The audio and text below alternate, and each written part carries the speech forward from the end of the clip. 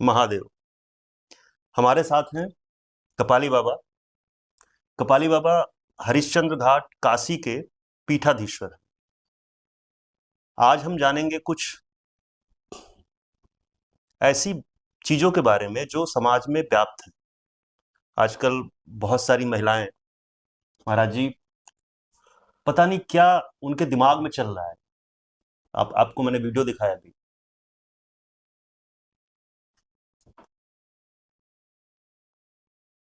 कई सारे महात्माओं ने कुछ बोला उनके बारे में, तो पूरे एक एक वर्ग है वो पूरा उनके ऊपर चढ़ गया। महाराज जी, देश कहाँ जा रहा है, समाज कहाँ जा रहा देखिए, ये अगर सीता, सावित्री और गार्गी,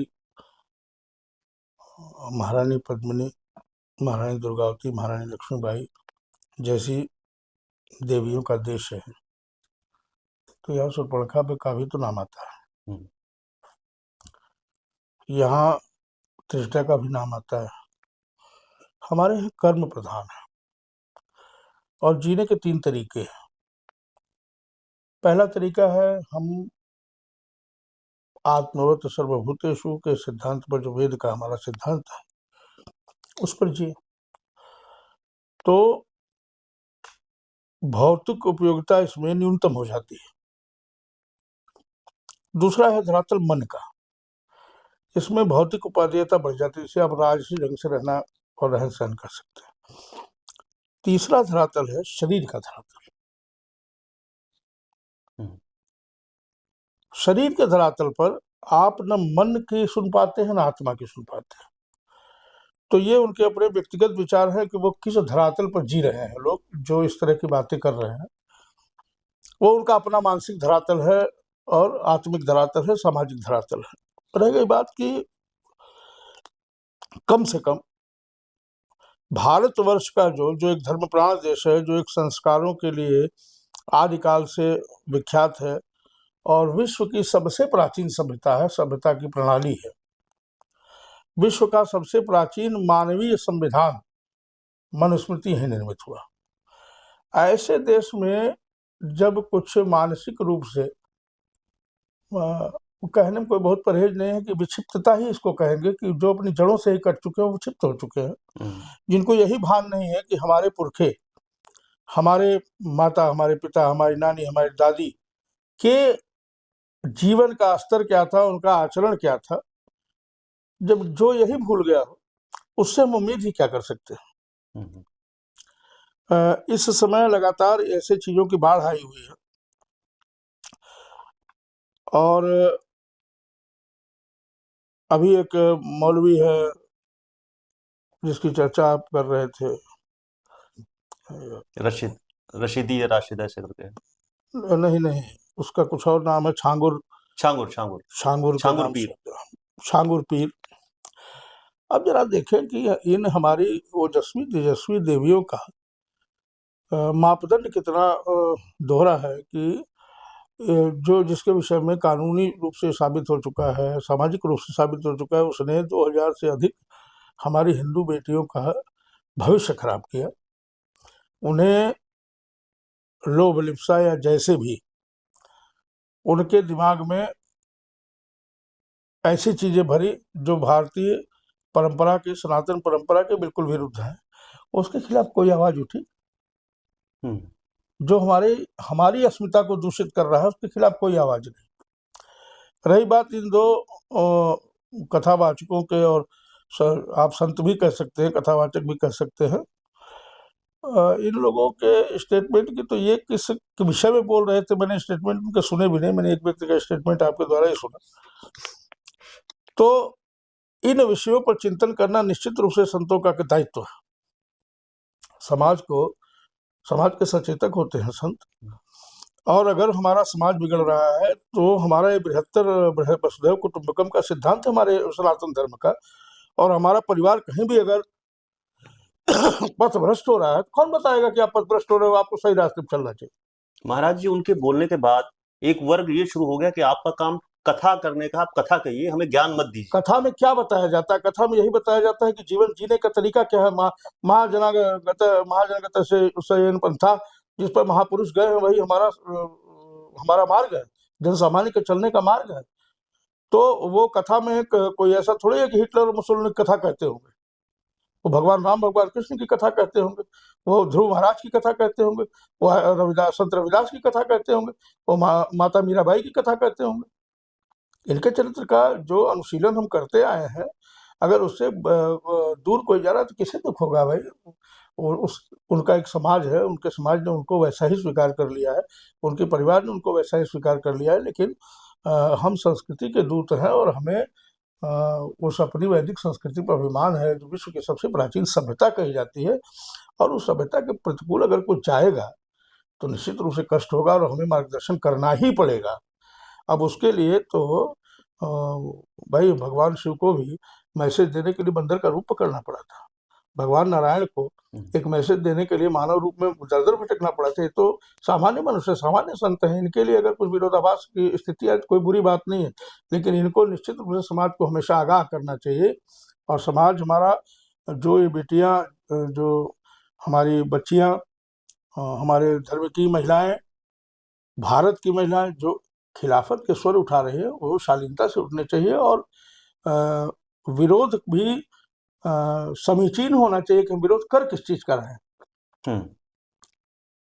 तो मेरा केवल मानना इतना है कि ये जो वितंडावाद चल रहा है, इसको अगर हम सम्यक ढंग से लें और इसको एक संदेश माने, और अगर कुछ व्यतिक्रम आ रहा है पाश्चात्य के, देखिए इस बात को प्रातः स्मरणीय गोस्वामी तुलसीदास जी ने बड़ा शिद्दत से महसूस किया था। आप मानस में देखें, जब लंका का युद्ध होता है, लंका क्या है? अपसंस्कृति का एक प्रतीक है। पूरी अपसंस्कृति नहीं है, अपसंस्कृति का एक प्रतीक है केवल जी। और जब लंका के चारों द्वारों पर आक्रमण होता है तो पश्चिम द्वार रहा बलवान, परम वैराग्य और ब्रह्मचर्य की मूर्ति श्री हनुमान जी महाराज पश्चिम द्वार। और गोस्वामी जी युग दृष्टा संत थे, उन्होंने जान लिया कि पश्चिम से अपसंस्कृति हमारे यहाँ प्रवेश करेगी, और उसको बचाएगा कौन? वैराग्य। उसको बचाएगा कौन? ज्ञान। उसको बचाएगा कौन? धर्म। और इन सबके मूर्तिमान रूप है बजरंगबली। इसको बचाएगा कौन? भक्ति। तो आप देखें सारे गुण बजरंगबली में पाए जाते हैं। तो पश्चिमी अपसंस्कृति जो हमारे यहाँ इतनी बुरी तरह हावी होती जा रही है, उसको रोकने के लिए तो संतों को आगे आना ही पड़ेगा। और अगर नहीं आते हैं तो निश्चित रूप से संत कहने के योग्य नहीं। महाराज जी, ये भी देखा गया है कि बहुत सारे मठ हैं, मठाधीश हैं, महंत हैं, पैसे की कोई कमी नहीं, अपार संपदा है, लेकिन आपस में अगर धर्म के नाम पे, जैसे दूसरे धर्मों को आप ले लो तो सारे जितने धर्म गुरु हैं सब एक मंच पे आके एक सुर में बोलते हैं, लेकिन यहाँ पे कुछ भी हो जाता है, सबके अपने अपने अपने काम चल रहे हैं, अपने अपने चीजें चल रही हैं। एक साथ आना या एक किसी ऐसे मुद्दे पे बोलना बहुत मुश्किल होता है लोगों के लिए। दरअसल केंद्रीकरण का अभाव, और हमारे यहाँ भोजपुरी में कहावत कही जाती है कि सब हो गए रानी तो के भरी पानी ना। ज्ञान का देना भी तभी उचित और समीचीन है और तभी परिपुष्ट है जब उस ज्ञान पर अमल लाया जाए, उस संदेश को जीवन में उतारा जाए। और मैं लगातार अपने धर्माचार्यों से कहता हूं कि न भक्तों की कमी है, न संसाधनों की कमी है। हम अपने आलस्य का परित्याग करें और जितना अच्छे से अच्छा हमारा काल हमको जितना भी ईश्वर ने दिया है वो हम अपने धर्म के उत्थान में लगे। एक विवेकानंद जी ने व्याख्यान दिया और अमेरिका में भारतीय संस्कृति का परचम लहराया, जिसकी स्मृति आज भी हम याद करते हैं, उसको स्मृति में लाते हैं तो गर्व का अनुभव होता है। एक स्वामी राम भारतवर्ष से गए, उन्होंने योग विद्या की पताका पूरे विश्व में लहराई। एक महर्षि महेश योगी गए और उन्होंने इटली में बैठ करके वेद की संस्कृति का परचम पूरी दुनिया में लहराया। एक हनुमान गए, लंका को आधा विनष्ट करके चले आए। तो हम में से एक एक अगर इतने लोग खड़े हो जाएंगे तो अब संस्कृति रुकेगी क्या? नहीं रुक सकती है। निश्चित सी बात है कि हम जिस व्यवस्था में बैठे हैं, सारी कमी हमारी है, हमारे धर्माचार्य वर्ग की है। हम अपने लोगों को संस्कार ज्ञान से दूर ही रखे हुए हैं, और हम उसको भौतिक रूप से उनके सामने साबित नहीं कर पाते, जनता के बीच में नहीं जा पाते हम उन चीज़ों को लेकर के, जिन चीज़ों की वास्तव में आज के समय में आवश्यकता है। क्योंकि भारत धर्मप्राण देश है, इसमें अगर धर्माचार्य जागृत है, पुरोहित वर्ग जागृत है, तो आप बताइए मिशनरी सफल होगी यहाँ, धर्मांतरण सफल होगा यहाँ। तो इसको कहने में मुझे कोई परहेज नहीं है कि इकाई को दहाई बनते देर नहीं लगती, लेकिन इकाई को तैयार होना पड़ेगा। और स्वयं वो जीरो बन के अगर हम काम करेंगे, तो हम जिसके जो भी हमारे पास आएगा उसको हम 10 बना सकते हैं, 20 बना सकते हैं, 50 बना सकते हैं, लेकिन वो जीरो तो बनना पड़ेगा, और जीरो बनने के लिए कोई तैयार है नहीं। तो संसाधन, भक्त और विश्वास, धार्मिकता, किसी चीज की भी कमी जनता में नहीं है। आवश्यकता है उनको जागृत करने की, उनको सही मार्ग पर लगाने की। और मैं बड़े बड़े जो महापुरुष हैं, जो संत हैं, आज के समय में आज भी तपस्वियों और ज्ञानियों और विद्वानों की कमी नहीं है। अगर ये सब एक सुर से, एक मत से, एक दिमाग से जहां भी बैठे हैं, गिरी कंदरा में बैठे हों, समाज में बैठे हो, मठों में बैठे हो, आश्रमों में बैठे हो, अगर ये एक बार केवल चेत लिए, तो ये जितना आप देख रहे हैं ना, एक वो होता है ना, जो एयर से सफाई करता है, कोई मशीन होती है ना, वैक्यूम क्लीनर कहते हैं। हमारे एक एक संत वैक्यूम क्लीनर, धूल का कण नहीं बचेगा। लेकिन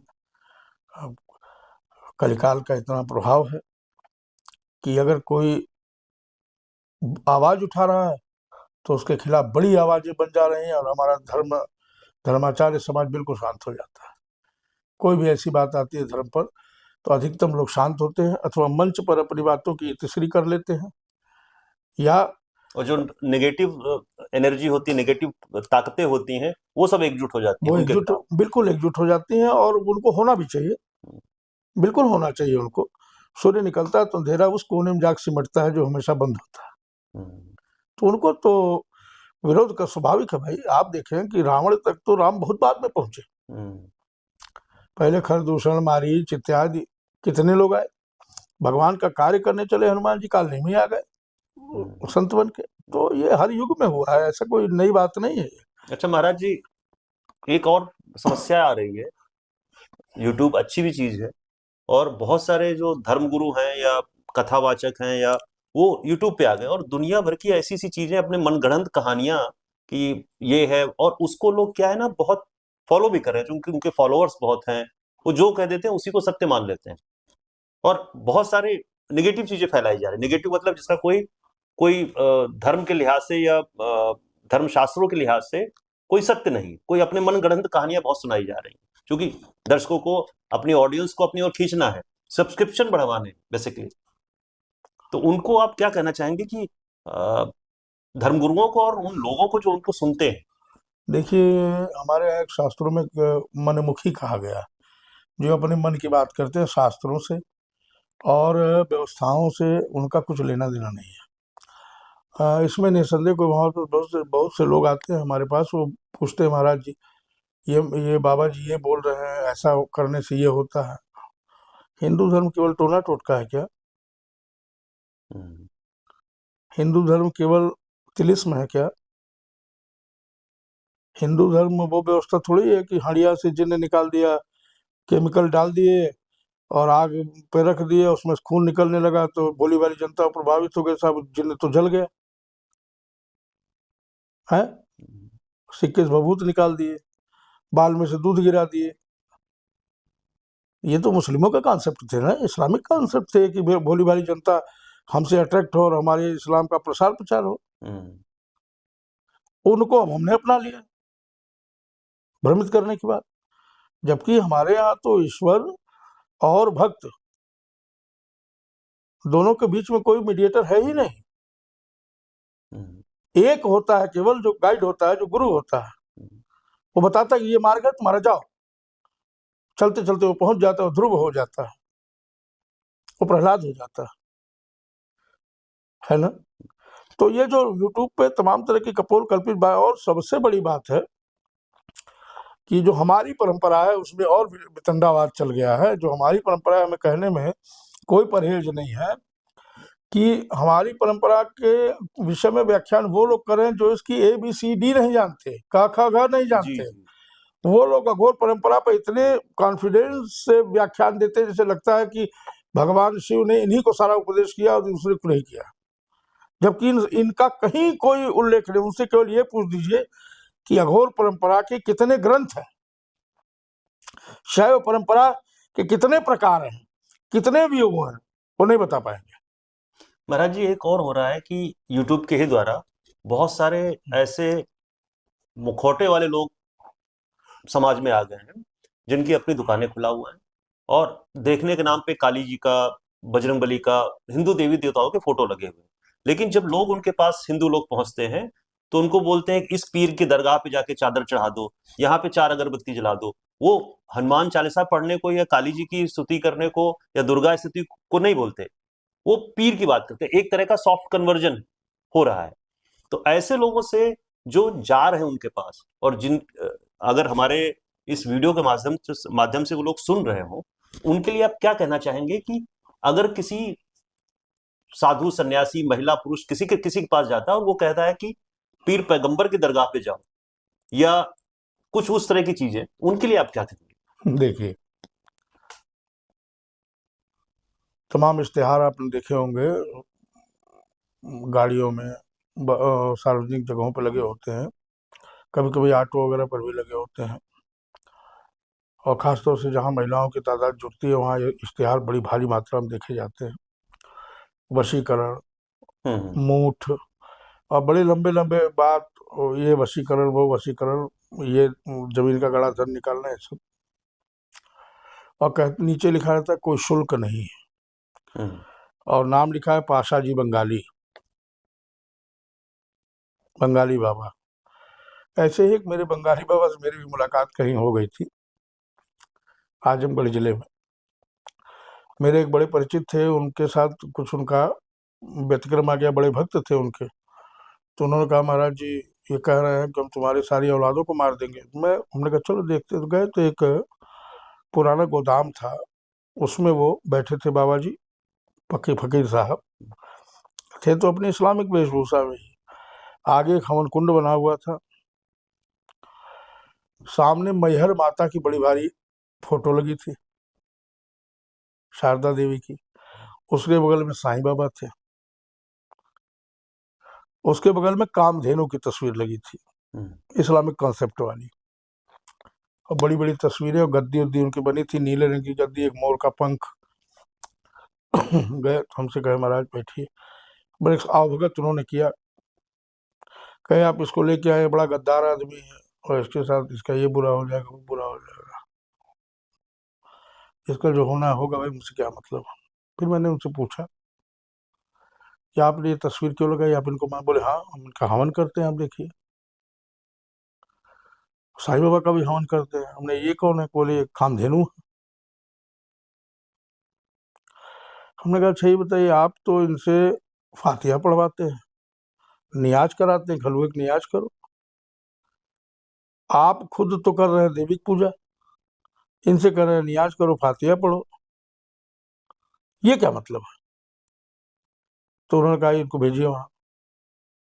हाँ, उनको हटाया। फिर हमसे कहने लगे, महाराज जी ज़्यादा बात करने से कोई फायदा नहीं है, ये आदमी बहुत ठीक नहीं है, और ये हमारी पोल पोल तो नहीं कहा उन्होंने। उन्होंने कहा कि हमको दुनिया में बदनाम करना चाहता है, और मैं इसको छोड़ूंगा नहीं। हमने कहा कैसे? बोले अपने घर से भाग जाएंगे, छोड़ के लोग हैं हमारे पास। हमने कहा बात क्या है? तो बात इतनी सी थी कि उसकी 2.5 बिस्सा जमीन थी, वो जमीन मौलवी साहब ने ले ली थी, हम्म। आधा घर बनवा लिया था उस पर, और कुछ जो भी लिया। प्लस ये बातें कुछ और भी थी पारिवारिक, जिनकी चर्चा नहीं करना ठीक है। वो अब एक तो उससे दुखी था। तो उसने, मैंने पूछा ये आप क्यों लगाए हुए, बताओ। बोले मैं किसी को नहीं मानता हूँ महाराज जी, लेकिन अगर मैं देवी की तस्वीर नहीं लगाऊंगा तो हिंदू मेरे पास आएगा नहीं। हम्म। तो ये हम इसी तरह लगा रखे हैं और इसी तरह केवल हवन करते हैं। इनको बुला के मैं कुछ जानता भी नहीं, मैं कुछ करता भी नहीं। मैं हवन सामग्री मंगाता हूँ और उन्हीं से कहता हूँ तुम हवन करो, मैं भी बैठ के करता हूँ। ये केवल अट्रैक्ट करने की प्रणाली थी। और ऐसे कम से कम हिंदुस्तान में 50 लाख से कम धर्मध्वजी नहीं है। जो हैं तो मुसलमान, उनके सारे कार्य मुसलमानों के हैं, परंतु वो हिंदू देवी देवताओं के चित्र लगाते हैं केवल हिंदू धर्मप्राण जनता को अट्रैक्ट करने के लिए कि हम ये हिंदू तंत्र भी जानते हैं, मुस्लिम तंत्र भी जानते हैं, इसलिए आप मेरे पास आइए, मैं गारंटी से काम कर दूंगा। जबकि उनकी अपनी शक्ल सूरत, उनके अपने वेशभूषा, उनकी अपनी बातचीत, उनके अपने परिवार की स्थिति इस लायक नहीं होती कि वो उसको भी सुधार सके। तो ये केवल कमाने खाने का एक तरीका है। और भोली भाली जनता जो हमारी है, उसकी धर्म जिसके खून में बसा हुआ है, उस धर्म की व्यवस्था को विचलित करने की व्यवस्था है कि देखो भाई, पूजा तो हम काली जी की करते हैं, हम भी करते हैं, हम मुसलमान होकर भी करते हैं, हम शिव जी की पूजा करते हैं, हनुमान जी की करते हैं, लेकिन काम ये नहीं करते हैं। काम तो पीर साहब करेंगे, मजार के मौलाना साहब जो बैठे हैं वो बताएंगे कैसे होगी। चद्दर चढ़ाने से काम होगा, इनके हवन करने से केवल काम नहीं होगा। तो वो अपने निश्चित कॉन्सेप्ट पर अलतकिया पे चलते हैं। और आपने बहुत सही प्रश्न किया। ऐसे लोगों से मैं मिला हूँ, कई लोगों से, और बहुत से पीड़ित भक्त मेरे पास आए हैं जो इन बातों की चर्चा करते हैं। तो ऐसे लोगों की कमी नहीं है जो केवल दिखावे के लिए हिंदू देवी देवताओं का इस्तेमाल करते हैं, लेकिन धीरे धीरे वो डाइवर्ट करते हैं अपनी परंपरा के प्रति, अपने धर्म के प्रति, और इस माध्यम से वो अपनी व्यवस्था को मजबूत करते हैं कि वो जो जनता उनके पास आती है, और अगर संजोग से वो हिंदू है, मुस्लिम है, तो कोई दिक्कत ही नहीं है, उनका वो अपना तरीका है धर्म का, ठीक है उनके लिए। जो हिंदू जनता है वो धीरे धीरे जान जाए कि जो हनुमान जी हैं, जो शिव जी हैं, जो महाकाली है, ये निर्वीर्य हैं, इनके पास कोई दम नहीं है, कोई बोले ये कुछ भी नहीं कर सकते। कल्याण अगर करना है तो केवल केवल उस मजार पे ही जाना पड़ेगा। ये इनका निश्चित कॉन्सेप्ट होता है। इसलिए इसमें आश्चर्यचकित होने की कोई बात नहीं है। और आपने बिल्कुल सही प्रश्न किया कि ऐसा हो रहा है। और अब महानगरों की स्थिति तो बहुत खराब हो गई। मैं महानगरों में बहुत लोगों को ऐसे जानता हूँ जो इस कार्य को संपादित करते हैं। महाराज जी, साईं बाबा की पूजा आजकल बहुत हो रही है और काफी विवाद भी होता है कि इनके धर्म को लेके, चीजों को लेके, कुछ फकीर कहते हैं कुछ, और वहां पे जाने वाले मुझे लगता है कि शायद मतलब मुस्लिम तो कोई है नहीं, 100% वहां हिंदू ही जाते हैं। और बड़े बड़े चढ़ावे चढ़ाए जाते हैं, बालाजी मंदिर में भी चढ़ाए जाते हैं, बहुत सारे मंदिरों में, साईं मंदिर में तो है ही। दो प्रश्न है मेरे।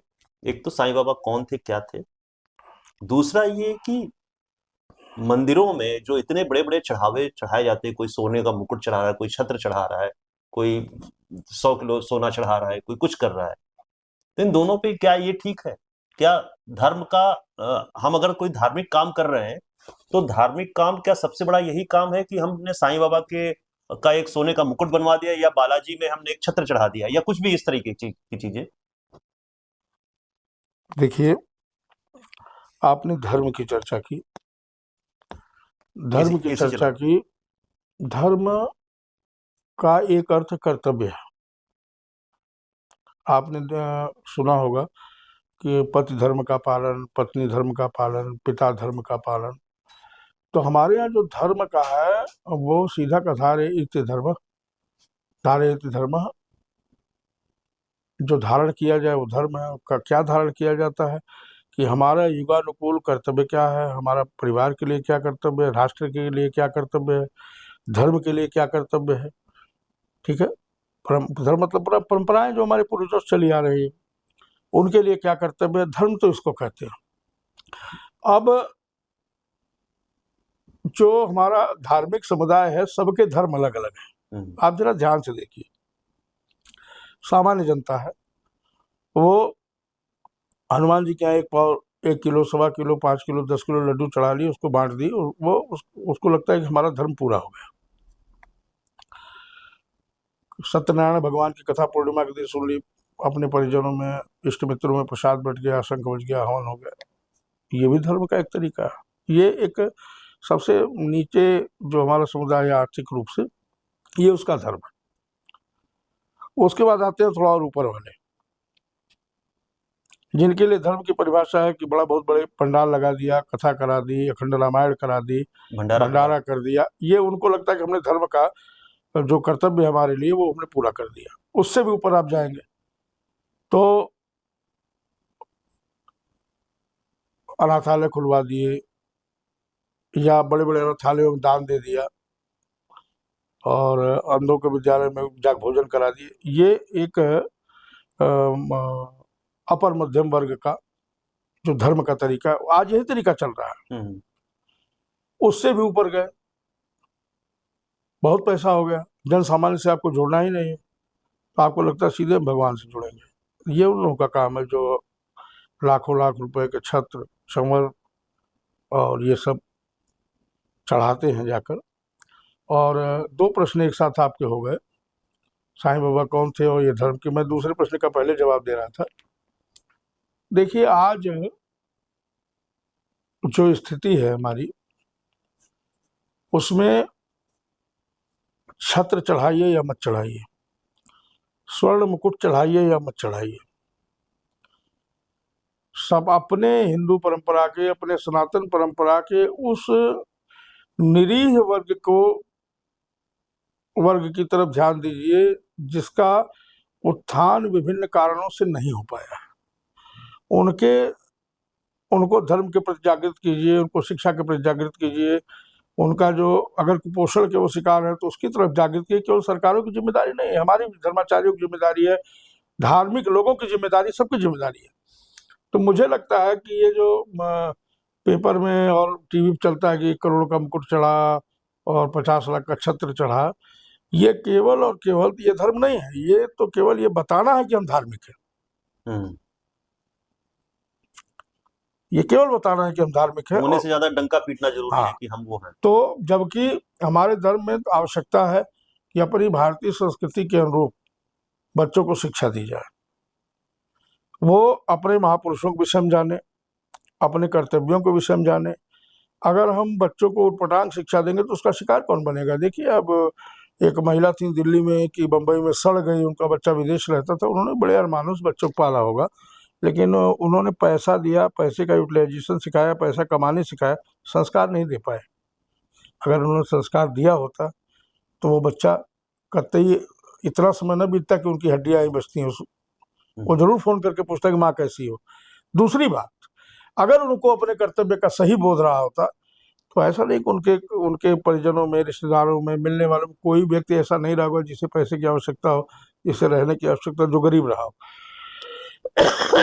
अगर वो किसी गरीब को सपरिवार अपने पास रख लेते तो क्या उनकी ये दुर्गति होती? धर्म को सही समझ नहीं पाए, क्योंकि धर्म दिखावा नहीं है, वो आवश्यक कर्तव्य है, जो मानवीय कर्तव्य है, दैवीय कर्तव्य है, दूसरे की पीड़ा को महसूस करना। हमारे यहाँ भजन है बड़ा प्रसिद्ध, वैष्णव जन तो तेने कहिए पीर पराई जाने रे, है ना। जब तक आप दूसरे की पीड़ा को नहीं समझ पाए तब तक आप धर्म को जान ही नहीं सकते। इतने ऋषि थे रामायण काल में, इतने ज्ञानी थे, तपस्वी थे, और बहुत से ऋषियों की चर्चा आती है, लेकिन समाज के लिए अगर किसी के मन में पीड़ा जगी तो विश्वामित्र के मन में जगी। करे गाध तरह मन चिंता व्यापी, मरिहे कैसे निश्चर पापी। एक ऋषि, अब उन्होंने उसके लिए खोज शुरू की, कौन योग्य मिलेगा हमको जिसके अंदर हम ईश्वर तत्व को प्रतिष्ठित कर सके। खोजते खोजते पहुंच गए अयोध्या, ले आए राम लक्ष्मण को, और वह शिक्षा, वह दीक्षा, वह शस्त्र संचालन संसार के इतने काम आया कि आज भी राम राज्य की परिकल्पना सबसे उत्तम राज्य की परिकल्पना भारतवर्ष में है। महाराज जी, राम जी पे जब आपने कहा तो एक अमूमन लोग कहते हैं कि राम जी के बारे में कि एक किसी ने कह दिया पत्नी के बारे में तो उन्होंने पत्नी को त्याग दिया, ये कहां तक उचित था? एक राजा के रूप में प्रजा का और निर्विवाद रूप से पालन ही राजा के लिए उचित कर्तव्य है। तो राजा का कर्तव्य उन्होंने निभाया। राजा का कर्तव्य, मैंने कहा ना, धर्म के अनेक प्रकार हैं, वो राजधर्म था कि प्रजा जो कहे वो ठीक है। नहीं, प्रजा जो कहे वो ठीक, प्रजा के मन में ऐसा विचार आया ही क्यों? हम्म। प्रजा के मन में अगर कोई विचार आया तो उसको प्रमाणित कैसे किया जाएगा?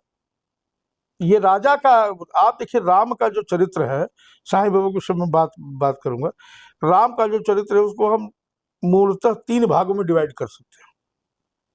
भगवान राम का जो चरित्र है, प्रथम चरित्र राजकुमार राम का चरित्र है, एक पुत्र राम का चरित्र है, जो वनवास की, आप बताओ वनवास किसी ने दिया? कॉन्सेप्ट देखो ना, वनवास किसी ने दिया राम को।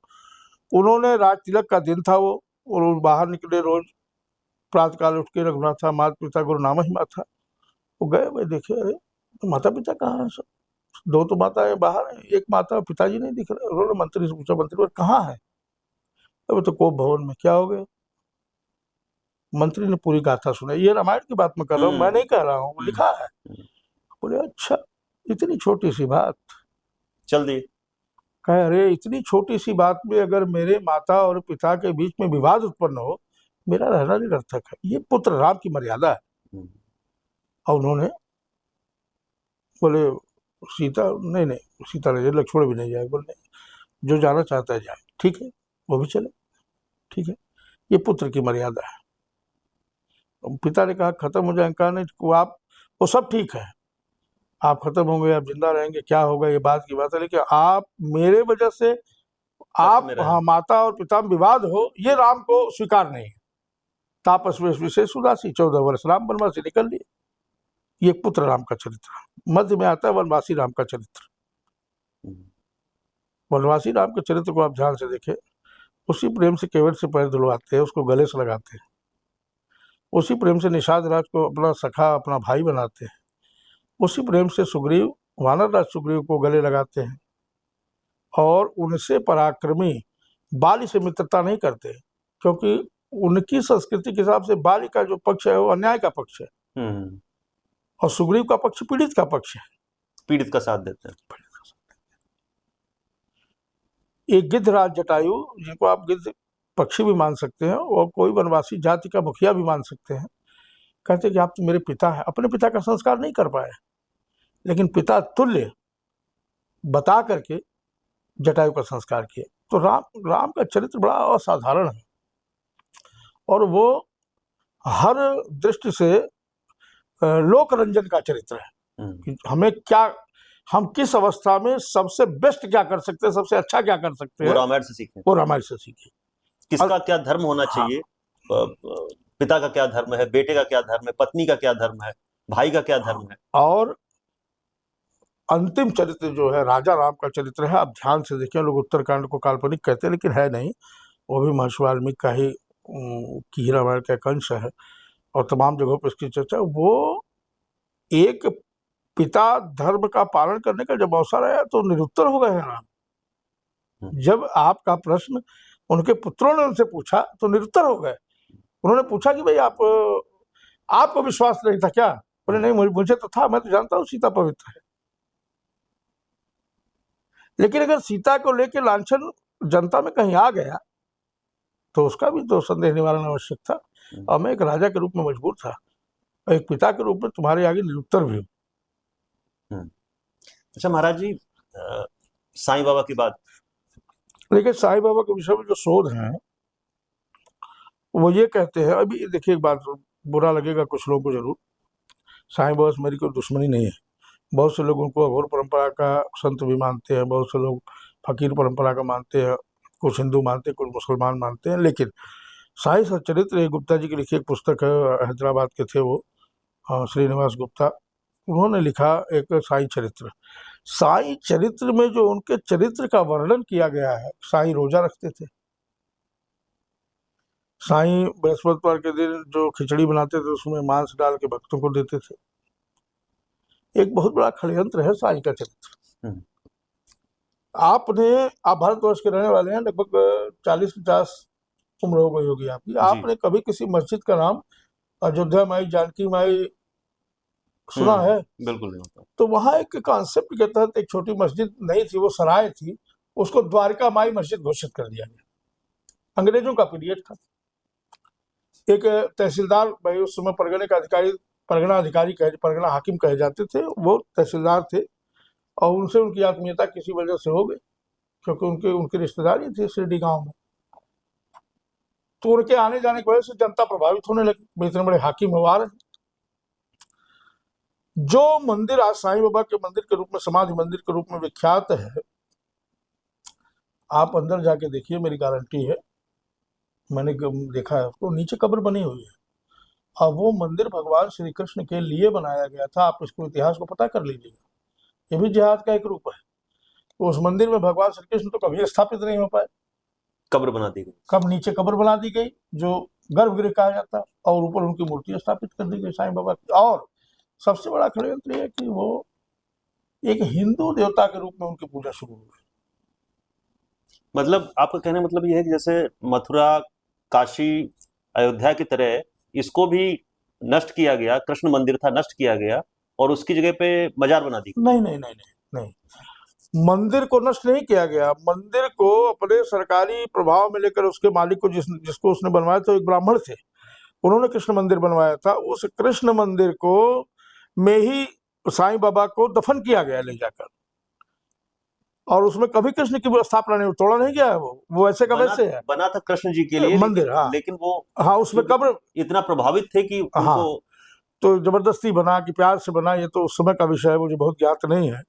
लेकिन उसमें जबरदस्ती ही साईं बाबा की मजार बना दी गई नीचे। और जब मजार बन गई तो भगवान कृष्ण के बैठने का कोई मतलब ही नहीं है, क्योंकि आज भी वहाँ पर भगवान दत्तात्रेय की एक प्रतिमा स्थापित है, और वो स्थान हिंदुओं का ही धार्मिक स्थान था।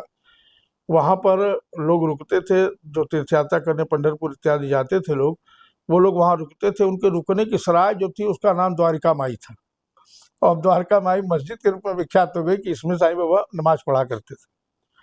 दूसरी बात, जो वहाँ के तत्कालीन उपासक सन्यासी संत थे, उनकी द्वारा प्रज्वलित धुनी थी वहाँ। और हमारा हिंदू धर्म बड़ा उदार धर्म है। उन्होंने खंडोबा मंदिर के जो उपासक थे, जो प्रधान पुजारी थे, उन्होंने ही साईं को वहाँ स्थान दिया कि जितने दिन तुमको रुकना है यहाँ रुक जाओ, ये धुनी की जगह है, यहाँ रुको, धुनी देखते रहो। उदारवादी व्यवस्था थी। बाद में साईं महाराज वहाँ काबिज हो गए, और वो धुनी साईं की धुनी हो गई। वो धुनी भैरव जी की धुनी थी। खंडोबा मतलब भैरव जी, एक बड़े समाज के कुल देवता है महाराष्ट्र में, और खंडोबा मंदिर के ही अंतर्गत वो सारा स्थल आता था, जिसमें मुझे उनका नाम विस्मृत हो गया है, जिसमें उन्होंने, जो वहाँ के तत्कालीन धनी व्यक्ति थे, उन्होंने भगवान कृष्ण के मंदिर की परिकल्पना की और मंदिर बनवाया भी, लेकिन वो कभी भी उसमें कृष्ण भगवान को स्थापित नहीं कर पाए। उसमें षड्यंत्र पूर्वक साईं की मजार बना दी गई, साईं की पूजा शुरू हो गई। अच्छा महाराज जी, वहाँ पे जो व्यवस्थापक मंडल है अभी वर्तमान में, वो कौन देखता है? वो हिंदू लोग देखते हैं, मुस्लिम हिंदू ही देखते हैं। और वहाँ जो चले खैर वो तो अलग हो जाएगा। अभी जो जिस तरह धर्मांतरण हो रहा है, हिंदू लड़कियां, महिलाएं जो किसी वजह से क्रिश्चियन या इस्लाम धर्म में जा रही है, उनको आप क्या कहना चाहेंगे? उनको तो हम बाद में कुछ कहना चाहेंगे। हम उनके परिजनों को कहना चाहेंगे कि अपने बच्चों को अच्छे स्कूल में पढ़ाएं, अच्छी शिक्षा दें, ये सब कुछ ठीक है, परंतु उन्हें अपने धर्म के विषय में इतना ज्ञान तो जरूर दे दें कि धर्म विषयक किसी भी प्रश्न में वो किसी के आगे निरुत्तर न हो। इस्लाम के फैलने का सबसे बड़ा जो कारण है, और मजबूती का जो सबसे बड़ा कारण है, वो उनके सामूहिक परिवार की भावना है, और इसमें उनकी स्त्रियां सर्वाधिक सहायक हैं, जो हमारे यहाँ नहीं है, जो हमारे सनातन धर्म में नहीं है। हमने एकल हिंदू परंपरा के विघटन का सबसे बड़ा कारण है कि हमने एकल परिवारों को मान्यता दी, एकल परिवार होने लगे। बच्चों को कौन पढ़ाए? हम हो गए सुविधा भोगी। हम लोन लेकर के एसी लगवाएंगे, लोन लेकर कार खरीदेंगे, और उसके लिए खटने में माता पिता दोनों रहेंगे। बच्चे को नौकर देखेगा, नौकरानी देखेगी। उनको क्यों वो बताने जाएगी कि राम कौन थे, कृष्ण कौन थे, और मीराबाई कौन थी, और शिवाजी कौन थे, और महाराणा प्रताप कौन थे, और बाबू कुंवर सिंह कौन थे? आप बताइए। मंगल पांडे और चित्तू पांडे का इतिहास क्यों पढ़ाया जाएगा? उनको क्यों बताया? नौकर बताएगा? इसको बताती थी दादी, इसको बताती थी नानी, जो बच्चे को माँ से अलग रखती थी और अपने पास सुलाती थी कि माँ को विश्राम मिले। वो बच्चे को तरह तरह के गीत, संस्कृति, कल्चर से गोद में लेके कथा सुनने जाती थी, गोद में लेके मंदिर में जन्माष्टमी में जाती थी, मेरा नाती उसको सजा दो भाई लेके जाएंगे। वो बचपन से देखता था कि नहीं नहीं, ये हमारा धर्म तो बड़ा विशाल है, इसमें ये सामूहिकता की भावना है, उसका लोप होता चला गया ना, तो कॉन्सेप्ट ही खत्म हो गया। कॉन्सेप्ट खत्म हो गया। तो हम लगातार कमजोर हो रहे हैं, और इस्लाम की सबसे बड़ी मजबूती का कारण यही है कि उनकी महिलाएं धार्मिक रूप से सशक्त हैं, धर्म पर ध्यान देती हैं, वो चाहे आईएएस हो, आईएफएस हो, आईपीएस हो, बड़े व्यवसायी हो, अथवा एक रेहड़ी लगाने वाला मुसलमान, पंचर बनाने वाला मुसलमान। उसके यहाँ अगर बालक और बालिका को सबसे पहली दीक्षा शिक्षा दी जाती है तो इस्लाम की दी जाती है, जिसे वो जिंदगी भर नहीं भूल पाता, उसी प्रिंसिपल पे वो चलता रहता है, और उसका परिणाम ये कि आत्मघाती हो जाता है वो उसी के नाम पे। वो अपनी जिंदगी से भी विमुख हो जाता है कि नहीं, हम मर जाएंगे लेकिन धर्म रहना चाहिए। हम उसको क्यों नहीं कर सकते? हमारे भी भगवान कृष्ण ने कहा अयोध्या के दृश्य यथा धर्म तत्व जय। तो हम हमारे धर्माचार्य इस बात को क्यों नहीं बच्चों में भर पाते हैं कि जहाँ धर्म है वहीं जय होगी? महाराज जी, हमारे यहाँ तो जो व्यवस्थाएं रही हैं, जैसे कारपेंटर होता था, बढ़ई, शर्मा लोग होते थे, वो उनका कारपेंटर का काम होता था। नाई होते थे, वो अपने बाल काटने का वो सब काम करते थे। अभी सबको अपने काम से शर्म आने लगी, और क्या किया, सब छोड़ दिया, सब नौकरी पेशे में चले गए। और ये काम जिनको सरकारी नौकरी नहीं चाहिए, उन सब ने कब्जा कर लिया। कब्जा क्या कर लिया, जब आप छोड़ दोगे, अब जितने सैलून हैं, जितने ब्यूटी पार्लर्स हैं, मैक्सिमम अधिकतर जगह पे सब मुस्लिम्स का कब्जा है। कब्जा भी नहीं कर सकते, जब आप जगह छोड़ देंगे तो भाई कोई ना कोई तो करेगा। इस पे क्या कहना चाहेंगे कि आप, इतनी इतनी बेरोजगारी है हिंदुओं में। स्किल डेवलपमेंट का एक कार्य हमारी भारत सरकार ने शुरू किया है, ये उसी का पुनरुत्थान करने के लिए कि जो कार्य हमारे छूटे। देखिए, हमारे यहाँ जो व्यवस्था थी प्राचीन, आप अर्थशास्त्र को कभी ध्यान से अगर देखिएगा, पढ़िएगा, आचार्य चाणक्य के अर्थशास्त्र में जो समाज की व्यवस्था दी गई है, या इंडिका के जो मेगास्थनीज ने जो पुस्तक अपनी इंडिका लिखी, उसके जो अंश प्राप्त हैं, उसमें भारत की वाणिज्यिक और सार्वजनिक व्यवस्था का बड़ा अच्छा, राजनीतिक व्यवस्था का बड़ा अच्छा चित्रण है। हमारे यहाँ आप भी संभवतः अगर ग्रामीण क्षेत्र से होंगे, जी जी। और याद होगा आपको, तो 50 साल से धीरे धीरे व्यवस्थाएं कम हो रही हैं, खत्म हो रही हैं। खेत जिसका भी हो, सामान्य कृषक का हो अथवा जमींदार का हो, खेत में काट करके उसके जब बोझ बांधे जाते थे फसल के, तो उसका निस्तारण होता था। ये पंडित जी का है, ये आश्रम का है, ये नाई का है, ये धोबी का है, ये चूड़िहारे का है ना, ये कहार का है। सबका बोझ पहले छोड़ दिया जाता था वहां, उसके बाद घरों में अनाज जाता था। ये हमारी विपणन प्रणाली थी, और न किसी हरिजन के घर में अनाज की कमी होती थी, न किसी नाई घर में, न किसी ब्राह्मण के घर में। कोई कृषि नहीं करता था, ये सब अपना अपना काम करते थे। न लोहार के घर में होती थी, लेकिन उनके पालन पोषण की जो जिम्मेदारी थी, वह आप जमींदार समाज कह लें या कृषक समाज कह लें, उसकी थी। वह निरंतर, अच्छा आप बताइए, अगर 200 खेत है एक गांव में, और एक एक बोझ सबको मिला तो 200 बोझ आया ना, और 200 बोझ किसान के यहाँ भी गया, सबके यहाँ उतना और सबके यहाँ उतना ही गया। ये हमारी प्रणाली थी, और इस प्रणाली को नष्ट करने की शुरुआत हुई मोहम्मद बिन कासिम के आक्रमण के समय में। जब दाहिर पे आक्रमण हुआ, वो बड़ा आश्चर्यचकित हुआ, इतने लंबे समय से भाई घेरा चल रहा है, तुम लोग क्या कर रहे हो? तो सेना क्या कर रही है? कैसे सेना? तो अच्छा साहब, वो तो वहाँ राजा तो मोर्चे पर डटा हुआ। अच्छा, राजा 18 महीने से मोर्चे पर डटा है, शासन कौन चला रहा है? बोले वहाँ एक ब्राह्मण वर्ग है, वो मंत्री होता है, वो शासन तो वो चलाता है, राजा क्या करता है? बोले राजा तो युद्ध करता है। अच्छा अच्छा, इतने बड़े इतने सैनिकों को नसत कैसे जा रही है? बोले वो तो अलग वर्ग है, वो कृषि करता है, दूध का उत्पादन करता है, घी दही सब उसके यहाँ से आता है, सब्जियां उगाने का काम उसका, वो आपूर्ति करता है। अच्छा, बिजनेस? बोले बिजनेस में कोई रोक टोक नहीं, शत्रु देश में भी जाके यहाँ के हर राज्य के व्यापारी अपना व्यापार करते हो। अच्छा, कैसे टूटेगा ये? तो वहां से इस हमारी व्यवस्था को डैमेज करने की शुरुआत हुई, तोड़ने की शुरुआत हुई। जो ब्रिटिश काल तक आते आते, क्योंकि ब्रिटिशर्स तो व्यापारिक रूप में आए थे, और मूल रूप से उनका कार्य एक ही था कि हम भारत को कैसे खोखला करें, कैसे इसकी व्यवस्था को बंद करें। तो उन्होंने मनमानी शुरू की। हमारे जो कुटीर उद्योग थे, जिनके लिए भारत जाना जाता था, आप देखिए समुद्रगुप्त के समय में हमारे गांव के चर्मकार के हाथ का बना चमड़ा ईरान निर्यात होता था, भिश्ती उसी में पानी रखते थे जो पीने के भी काम आता था, और मतलब धुलाई सफाई के भी काम आता था। कितने उन्नत किस्म का चमड़ा था जो पानी लगने से सड़ता नहीं, तो हमारे गांव का चर्मकार बनाता था। दूसरा उदाहरण मैं देता हूँ, आपने मेरौली का लौह स्तंभ देखा होगा, और भी कई लौह स्तंभ भारतवर्ष में है, भीतरी का स्तंभ तमाम है, तो जंग नहीं लगती, जंग नहीं लगी। वो गांव के लोहार का बनाया हुआ स्तंभ है, वो किसी जिंदल और टाटा का बनाया स्तंभ नहीं है।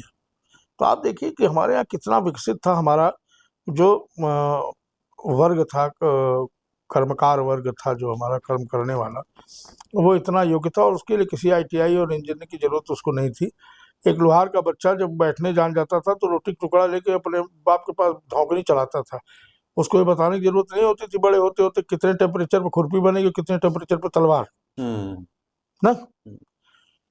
तो और किस सीजन में क्या बोया जाएगा ये कृषक वर्ग जानता था, वो पर्टिकुलर बोता था, और सबके लिए आज आज फर्टिलाइजर का जमाना आ गया, उस समय हमारे यहाँ देसी पद्धति से ऑर्गेनिक खेती होती थी, और तब भी भारत धन धान्य से भरपूर था। ये तो एक कॉन्सेप्ट बन गया कि नहीं कम होती थी, अब अधिक हो रही, ऐसा कुछ नहीं था। अगर ऐसा होता तो जगह जगह गुप्त काल में कोठा नाम से जगह है जो नदियों के किनारे हैं, कोठा कहा ही जाता है। आज भी देहात में पूर्वांचल में कोठा ही कहा जाता है, जो अनाज का भंडारण करने की जगह होती है। तो इतने अनाज होता तब तो भंडारण होता था उसका। अगर खाने भी नहीं मरते तो भंडारण कैसे होता। जैसे एक कॉन्सेप्ट झूठ का चलता है कि महाराणा प्रताप घास की रोटी खाते थे। अब उन मूर्खों से ये कोई पूछे घास की रोटी क्यों वो खाएंगे। महाराणा कुंभा, महाराणा सांगा की आयु, जो महाराणा सांगा की जो वार्षिक आमदनी थी वो 3 से 7 करोड़ रुपए वार्षिक की थी। 3 से 7 करोड़ रुपए वार्षिक जिसके राज्य की, जिसके जागीर की आमदनी हो, उसके वंशज 2 ही 4 पीढ़ी में इतने नीचे चले जाएंगे, घास की रोटी खाने लगेंगे। कुछ चीजें बना दी गई, वो चल रही हैं। एक स्किल डेवलपमेंट पर हमारी सरकार बहुत अच्छा काम कर रही है। रिजल्ट कितने आ रहे हैं कितने नहीं आ रहे हैं ये मुझे नहीं ज्ञात है, लेकिन एक शुरुआत अच्छी हुई है। हम अगर उसकी तरफ लौटेंगे,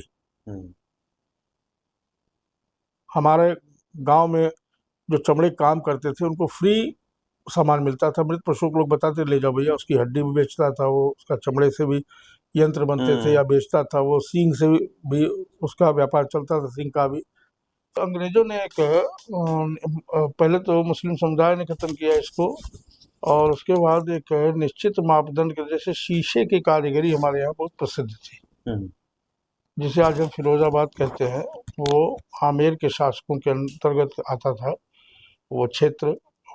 आगरा जब जनपद नहीं हुआ करता था तो वहाँ शीशे की कारीगरी बड़ी प्रसिद्ध थी, लेकिन वहाँ का अधिकतम समुदाय इस्लाम में दीक्षित होता चला गया, और आज उस पूरे व्यवसाय पर केवल मुस्लिम ही मुस्लिम दिखाई देते हैं। चूड़ी का व्यवसाय हो, झूमर का व्यवसाय हो, कांच के खिलौने बनाने का व्यवसाय हो, चमड़े के व्यवसाय को आप देख ही रहे हैं। जितनी टेनरीज हैं, जितने भी बड़ी इस तरह के प्रोडक्शन है उनको। मांस का व्यवसाय भी हमारे यहाँ का एक व्यवसाय था, ऐसा नहीं। मांसाहार एक बड़ा वर्ग करता था भारत का हमेशा। उसके लिए हमारे यहाँ एक खटिक समुदाय आपने सुना होगा, और खटिक समुदाय को आज हम दलित और निर्बल वर्ग से जोड़ते हैं, लेकिन खटिक समुदाय वो समुदाय था जो वैदिक ब्राह्मण था, जो वेदोक्त यज्ञों में बलि दिया करता था, सुमेध इत्यादि में जो बलि दिया करता था, वो समुदाय है। इसका एक और उदाहरण मिलता है, एक बंगाल के प्रसिद्ध क्रांतिकारी हुए जो बड़ी मान्यता है जिनकी, पंडित गोपाल भट्टाचार्य, उनका परिवार देवी मंदिरों पर बलि देने का ही कार्य करता था। और बिहार, उड़ीसा, बंगाल, उत्तर प्रदेश के सीमावर्ती क्षेत्रों में बकरे को आज भी पाठ कहा जाता है। पाठ पाठा है वो।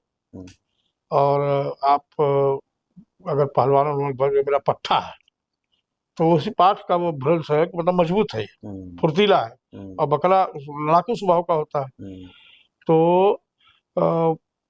पंडित गोपाल चंद्र भट्टाचार्य का जो परिवार था, वो उनका नाम के आगे ही पाठा जुड़ गया, गोपाल पाठा, पंडित गोपाल पाठा, क्योंकि बलियों का काम करते थे। उसी प्रकार हमारे यहाँ जो खटिक समुदाय था वो वैदिक यज्ञों में बलि देने का कार्य करता था। बाद में जब तंत्र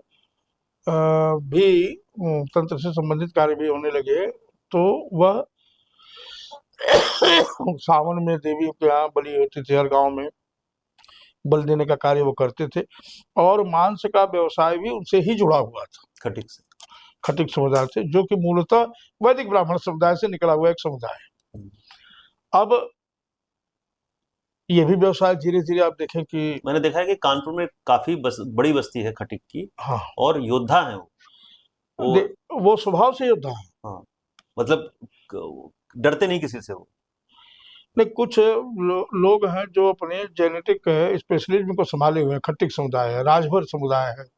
राजभर समुदाय भी आप देखें, ये नागवंशियों का बचा हुआ समुदाय है, तो वो ये स्वभावतः वीर और धीर होते हैं। हाँ, स्वभावतः आप उनको देखें, ये पासी समुदाय को, ये भी अब जुझारू योद्धा होते हैं। तो ऐसा नहीं है कि हमारे यहाँ धीरे धीरे इन व्यवस्थाओं को खत्म किया गया, और जो जगह खाली हुई, आपने सही कहा कि सीट खाली होते ही कोई न कोई तो बैठेगा ही आके। तो धीरे धीरे लगभग 1000 वर्षों में हमारा जो हमारी जो परंपरागत सामाजिक सिस्टम था, हाँ, परंपरागत जो प्रणाली थी समाज की, वो धीरे धीरे विनष्ट होती गई। अब एक चूड़ीहारा समाज होता है, अगर आप देहात में जानते होंगे, जिसका काम चूड़ियां बेचना था। उस समुदाय में आपको हिंदू मिलेगा ही नहीं, पूरा समुदाय ही कन्वर्ट हो गया। मनिहार शायद बोलते थे। हाँ, मनिहार, चूड़ीहारा, मनिहारा। अब एक ये समुदाय है, एक वर्ग था जो केवल सब्जियों की खेती करता था, और आप देखिए कि वो भी धीरे धीरे खत्म होते होते जुलाहा समुदाय चला गया, जो जुलाहा, और ये क्या कहते हैं, एक और उनको कुछ और भी कहते हैं, उनको दिमाग से उतर गया मेरे। तो वो समुदाय कपड़ा भी बिनने का काम करने लगा, सब्जी भी बेचने का काम करने लगा। आज फलों की मंडियों पर और सब्जियों की मंडियों पर मुसलमानों का एकाधिकार है, और हमारा बच्चा अगर बीए पास कर लिया तो उसको शर्म आती है कि हम क्या कार्य करें। लेकिन आप एक भी मुसलमान को बेरोजगारी का रोना रोते नहीं पाएंगे। तो हमको जब धर्म का सही में ज्ञान होगा, तो हमको अपने आवश्यक कर्तव्यों का भी ज्ञान होगा, और जब हम अपने कर्तव्य पे आरूढ़ रहेंगे, मजबूत बने रहेंगे अपने कर्तव्यों के प्रति, तो हमारा परिवार मजबूत होगा। परिवार की मजबूती से समाज की मजबूती है, समाज की मजबूती से राष्ट्र की मजबूती है। देखिए, शस्त्र और शास्त्र की अपनी आवश्यकता है। अगर शास्त्र छूटा तो धर्म विलुप्त हो जाएगा, और शस्त्र छूटा तो राष्ट्र विलुप्त हो जाएगा। इसका प्रमाण आप देख लीजिए, बांग्लादेश, पाकिस्तान, ईरान। तो दोनों की बराबर की आवश्यकता है, और इसमें सबसे अधिक जिम्मेदारी बुजुर्गों की बनती है। उससे भी अधिक जिम्मेदारी हम अपनी स्वीकार करते हैं, हमारे धर्माचार्यों की बनती है। और अगर दूसरी सबसे बड़ी जिम्मेदारी है तो हमारे पुरोहित वर्ग की, जो प्रेरित करें शुरू से ही उनको केवल, और कथा वाचन का जो एक प्रणाली है, वो तो ईश्वर के निमित्त, ईश्वर के गुणगान के निमित्त, उनके चरित्रों के निमित्त समाज में जागरण की एक व्यवस्था थी। हमारे यहाँ कथावाचक, जो आजकल जितना तामझाम चलता है, वैसे कहाँ कथाएं चलती है। हमने बचपन में अपने भगवान श्री कृष्ण का, हमारे यहाँ ठाकुर बाड़ी थी, तो उसमें कथा होती थी। एक पंडित जी आते थे भागलपुर बिहार से, तो वो ऐसे ही चौपाइयाँ गा के और भजन गा के, और बाद में उनके पुत्र करने लगे तो वो हारमोनियम बजाने लगे, और एक बजीरा बजता था। यही होता था, और कोई माइक नहीं, कुछ नहीं, और पूरे 12 दिन तक भगवान कृष्ण की बरही तक कथा चलती थी, और हजारों हजार की संख्या में लोग जुटते थे, सुनते थे, प्रतिदिन नियम से आते थे।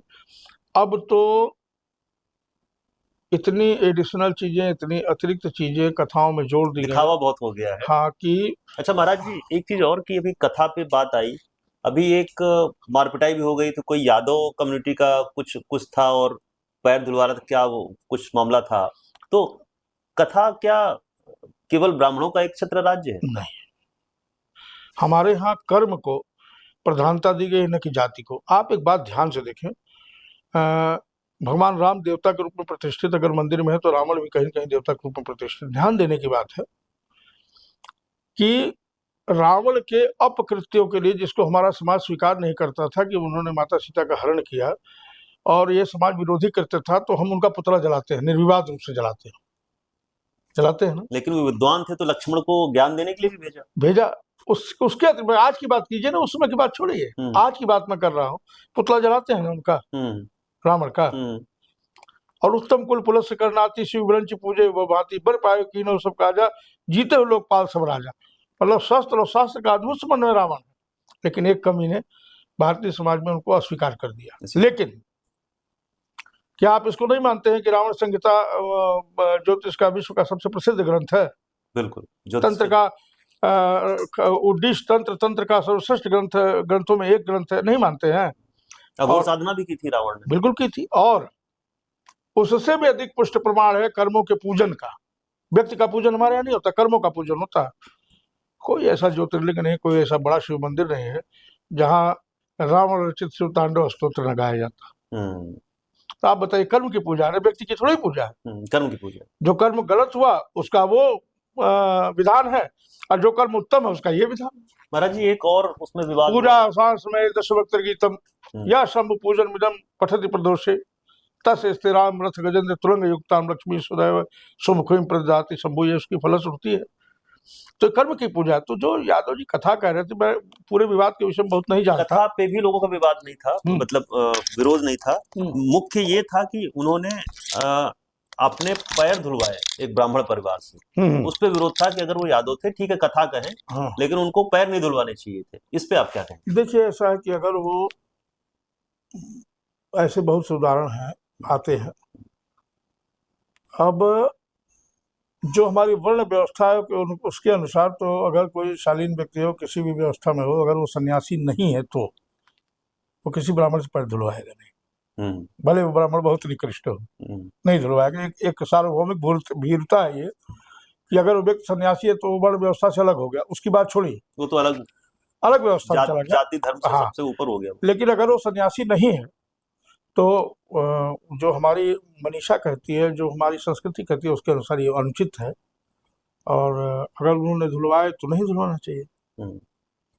और रह गई बात कथा की, तो कथा कहने के लिए केवल भक्त होना आवश्यक है और भगवान के लीला के प्रति अनुरक्त होना आवश्यक है। कथा कोई भी कर सकता है। और मैंने अभी जब ये विवाद चला तो एक बिटिया आई थी मेरे पास, तो वो कथा सुनाने लगी उनकी यूट्यूब पे। तो मैंने देखा कथा कहने का तरीका अलग हो सकता है, लेकिन उस व्यक्ति ने जो हमने सुना उसमें कथा के अतिरिक्त बहुत कुछ कहा नहीं। कथा कहने का तरीका सबका भिन्न भिन्न होता है, तो वो कथा तो सही कह रहे थे, जो भगवान की कह रहे थे, उसमें कोई दिक्कत की बात नहीं थी, ऐसा नहीं। अब उनके भाव भंगिमा, उनके प्रोनाउंसिएशन, उनके तरीके पर अगर आप जाएंगे तो जितने आप वरिष्ठ कथावाचकों को देख रहे हैं, सबका तरीका अलग अलग है कहने का, बोलने का। महाराज जी कथा से हम थोड़ा विषय इधर आ गए थे। अभी जो प्रोफेशन थे, जो छोड़ा लोगों ने, अपना व्यवसाय छोड़ा, जो जातिगत व्यवसाय थे, उसकी वजह से क्या आई कि एक बहुत बड़ी बेरोजगारों की फौज शुरू हो गई। जो हाई स्कूल इंटर या ग्रेजुएशन कर लिया, काम धंधा कुछ है नहीं, अब पढ़े लिखे बेरोजगार घूम रहे हैं। ऐसे नौजवानों को आप क्या कहेंगे? कौन कौन से ऐसे प्रोफेशन हैं जिनको कि वो किसी सरकारी नौकरी की जरूरत नहीं, उनको बहुत अच्छा कमा सकते हैं? देखिए, इसकी एक बड़ी नैसर्गिक व्यवस्था है। जब आरक्षण इत्यादि शुरू हुए तो जो समाज का जीनियस वर्ग था वो उसने उन जगहों को पकड़ा जो जगह इसके लिए बनी नहीं थी कि उसमें आरक्षण हो। उसमें वो जगह ऐसी थी जिसकी आवश्यकता समाज के हर वर्ग को थी। आप ध्यान से देखें कि आज़ादी के संग्राम में जितने भी हमारे पुरोधा थे सब वकील थे, सब बैरिस्टर थे। बाबा साहब भी बैरिस्टर थे, क्योंकि महात्मा गांधी वो जानते थे कि अंग्रेज हमें सरकारी नौकरी नहीं देंगे, हमारी विचारधारा अलग है, लेकिन वो उनकी आवश्यकता बन गए, समाज की आवश्यकता बन गए, सरकार की आवश्यकता बन गई कि नहीं हम हैं। पत्रकारिता जगत में आप देखें जो ब्रिलियंट थे वो चले गए, और समाज के में ऐसी तमाम जगह हैं जहां वो एडजस्ट हो सकते हैं। पंजाब का एक उदाहरण बड़ा बढ़िया है कि वहाँ बच्चे जो हैं MBA करके भी खेत में हल चला लेते हैं और उन्नत कृषि की तरफ ध्यान देते हैं। आप एक छोटी सी बात जानिए कि हल्दीराम, एक आपने सुना हल्दीराम का नाम ना? बड़ा प्रसिद्ध मिठाई नमकीन रेस्टोरेंट की चेन है, बड़ी चेन। इनके मात्र 2 पीढ़ी पहले पूर्वज बीकानेर में किले के पास मिर्चे की पकौड़ी और ये भुजिया बनाया करते थे, सामान्य दुकान जैसे गाँवों की होती है वैसे। और एक उनका पोता गया, विदेश से पढ़ के आया और उसने किसी की नौकरी नहीं की। उसने अपने ही व्यवसाय को यूटिलाइज करना शुरू किया और आज की स्थिति यह है कि लाखों लोगों को सुदूर गांवों में जहाँ एक छोटी सी दुकान होती है वहां भी हल्दीराम के 10-5 प्रोडक्ट मिल जाते हैं। तो हमें काम करने की जरूरत है। हम सरकार के पीछे क्यों दौड़े? फाइल उठा के दौड़ने से कोई फायदा नहीं है। तमाम चीजें हैं जिसको हम अपने बुद्धि, अपने बल पर नैसर्गिक रूप से विकसित कर सकते हैं और जगह खाली नहीं करनी चाहिए, न जगह छोड़नी चाहिए। हमारे युवाओं में इतनी जागृति, आप देखिए सरकारी नौकरी के प्रति रुझान लगातार लोगों का कम हो रहा है और प्राइवेट सेक्टर की तरफ लगातार बच्चे जा रहे हैं। आप देखें बच्चे हमारे इतने बुद्धिमान हैं कि वो जानते हैं कि मैं कहाँ सेट होना है। आज आईटी प्रोफेशन का सबसे बड़ा हब है हमारा हिंदुस्तान। हमारे यहाँ सुदूर गांव के बच्चे भी कंप्यूटर साइंस के विशेषज्ञ, कंप्यूटर चलाना जानते हैं। हमारे यहाँ जो घास खोद रहा है वही जानता है कि मोबाइल कैसे ऑपरेट करनी है। कंप्यूटर का ही छोटा सिस्टम है। तो हम एडजस्ट हुए और जब कंप्यूटर है तो आपको याद होगा, अगर आप छोटे रहे होंगे, आप बड़ा हुआ लोग सब बड़ी बेरोजगारी फैल जाएगी, ये होगा वो होगा, ऐसे होगा ऐसे। भारत ने अपना सुपर कंप्यूटर बनाया। आज कंप्यूटर करोड़ों युवाओं को रोजगार दे रहा है ना? अब तो हर हाथ में कंप्यूटर है, एक तरह से मोबाइल कंप्यूटर है ना? तो हमारे युवा रिक्ति खोजें, यही है। इतनी ही आजीविका के साधन। तो आप बताइए, इतनी बड़ी जनसंख्या के 4 से 6% नौकरी है सरकारी, और 4 से 6% में क्या सभी लोग एडजस्ट हो सकते हैं? लेकिन अगर हम अपनी व्यवस्था पर कायम है तो हम कभी भूखे नहीं मर सकते। इतना विस्तृत क्षेत्र है, बागवानी का क्षेत्र है, कृषि का क्षेत्र है, अध्यापन का क्षेत्र है। और आजकल आप पत्रकारिता जगत से जुड़े हैं, सोशल मीडिया का क्षेत्र है, ज्ञान, बड़ी बड़ी कोचिंगें चल रही हैं अपने घर में बैठ करके। बहुत थोड़े लाख 2 लाख रुपए के पूंजी लगाने में लाखों लाख रुपए की लोग कमाई कर रहे हैं बैठ के घरों में। तो हमारे युवा जागरूक हों और हताशा के माहौल में बिल्कुल न पड़े कि हमको ये नहीं मिला तो हम छोड़ दे। जगह कभी खाली नहीं होती, रिक्ति कभी नहीं रहती, और करने वाले के लिए कभी काम की कमी नहीं रहती। क्या बात। तो हमारे भारतवर्ष का युवा हमेशा विश्व को नया संदेश देने में सक्षम रहा है। आज अमेरिका इतना टाइट पड़ा है और उसे इस बात का एहसास भी नहीं है कि अगर जो भारतवर्षी वहाँ बसे हुए हैं, अगर उनके अंदर देशभक्त जागृत हो गए और उन्होंने सीधे छोड़ दिया और सीधे अमेरिका का सिस्टम चल रहा जाएगा, अमेरिका छोड़ के सब जगह तक भारतीय है, भारत में चले आए वो, तो अमेरिका की स्थिति अफगानिस्तान से अलग कुछ रह नहीं जाएगी, उसी तरह हो जाएगा वो। इसलिए हमारे देश के जो भविष्य है, हमारे युवा, उनसे बहुत आशा और अपेक्षा है और वो समयानुकूल अपने को डेवलप भी करते जा रहे हैं। और सरकारों से अपेक्षा केवल विकास की कीजिए, सरकारों से अपेक्षा केवल थोड़ी कीजिए, जितना वो कर सकती हैं। सिस्टम बनाने की बेसिकली सिस्टम बनाए सरकार, सिस्टम बनाए, व्यवस्था बनाए, बस उसके अलावा कुछ नहीं। और बाकी हमारे युवा हमेशा नई सोच डेवलप करके पूरे विश्व को संदेश दिए हैं और आज भी देने में सक्षम है और वो देंगे। तो उम्मीद है ये सवाल जवाब आपको कुछ जानकारी मिली होगी। अगर आपको लगता है आपके पास कोई ऐसा प्रश्न है जो मैं महाराज जी से पूछ सकता हूं आपके लिए, तो नीचे कमेंट बॉक्स में आप अपना प्रश्न लिखिएगा। अगली बार जब महाराज जी दर्शन देंगे, मुलाकात होगी, तो हम प्रयास करेंगे कि महाराज जी उसका उत्तर दें। बिल्कुल बिल्कुल। महादेव। महादेव।